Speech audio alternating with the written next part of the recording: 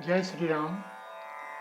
स्वामी राम तीर्थ जी जापान में अपने देश के महापुरुषों की एक विशिष्ट सुदीर्घ मालिका है, जिसमें एक से एक महापुरुषों की नाम गणना की जा सकती।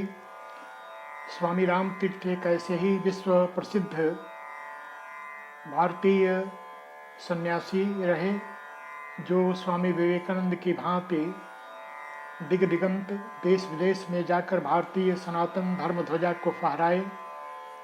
ऐसे स्वामी राम तीर्थ जब जापान में भ्रमण कर रहे थे, तो उन दिनों उनका व्रत था।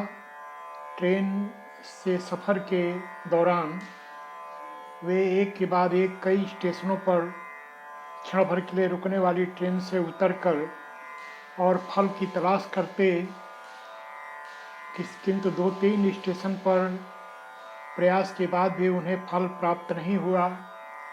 तब आकर स्वगत कथन करते हुए उन्होंने कहा कि लगता है जापान के स्टेशनों पर अच्छे फल नहीं मिलते।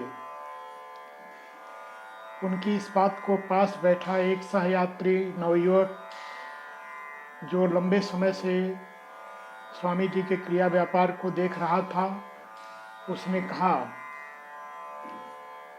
कि मैं कुछ प्रयत्न करता हूँ और अगले स्टेशन पर उतरकर बहुत कम समय में फल का एक टोकरा लाया, जिसमें अनेक प्रकार के फल थे, एक से एक सुस्वादु फल, मीठे फल। स्वामी जी ने उसे फल बेचने वाला कोई नवयुवक समझा और कितने पैसे देने हैं यह पूछने लगे। तब नवयुवक मुस्कुराया और कहा कि इन फलों की कीमत तो है, लेकिन पैसे के रूप में नहीं। स्वामी जी ने कहा, ऐसा क्यों कह रहे हो?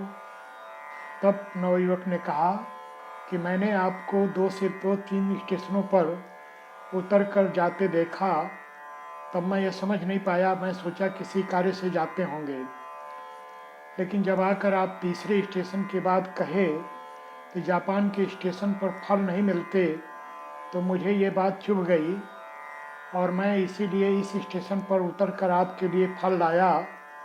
यदि आप कुछ देना ही चाहते हैं तो यह दीजिए कि अपने देश में जाकर यह न कहें कि जापान के स्टेशनों पर अच्छे फल नहीं मिलते।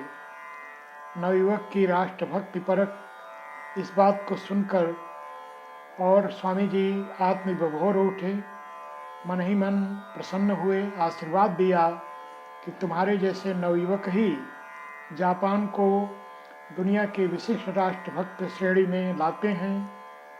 उस एक नवयुवक ने अपने कृत्य से स्वामी जी के मन पर राष्ट्रभक्ति की जो छाप छोड़ रखी, उसे सुनकर बड़ा आनंद होता है।